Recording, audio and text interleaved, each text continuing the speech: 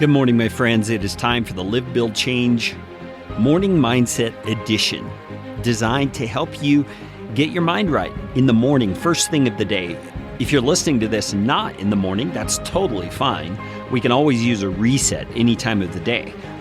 But these are designed to help you start the day right, because what I've discovered is that if you start the day with a mindset full of truth and right thinking about yourself and God and other people and the world, you're able to live more consistently throughout the day in light of that truth.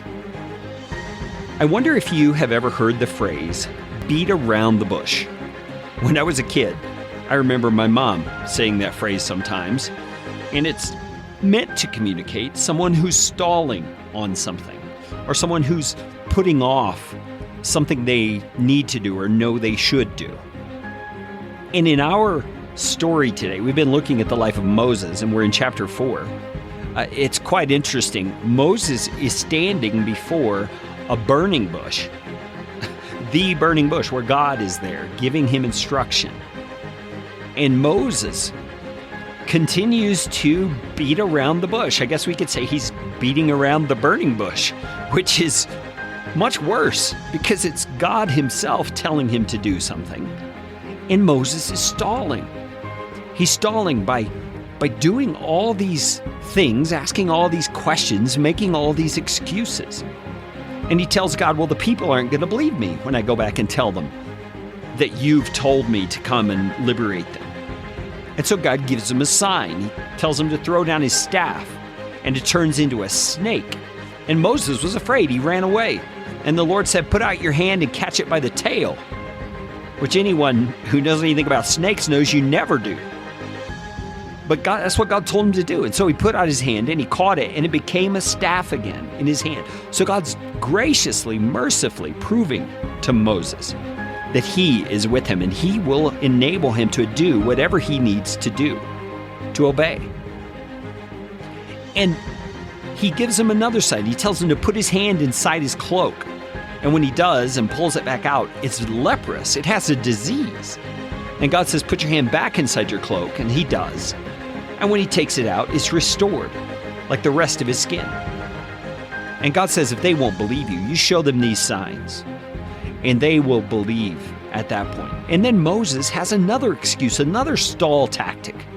He says, Lord, I'm not eloquent, either in the past or since you've spoken to me today. I'm slow of speech and tongue. So he's basically saying, I don't speak well. I'm not a good speaker. He's got these excuses, and maybe they're not full-on excuses. Maybe they are beliefs Moses had about himself, that he wasn't capable. He wasn't able to do the things God was calling him to do. And I know that feeling, don't you? I really do. I know the feeling of feeling inept or incapable of doing what it is I know I need to do. There's fear involved, but there's also insecurity and a lack of confidence.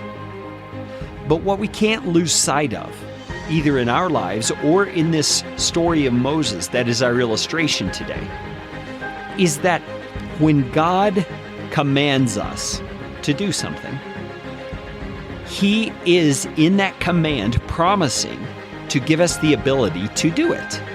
His commands are his enablings. We can't lose sight of that.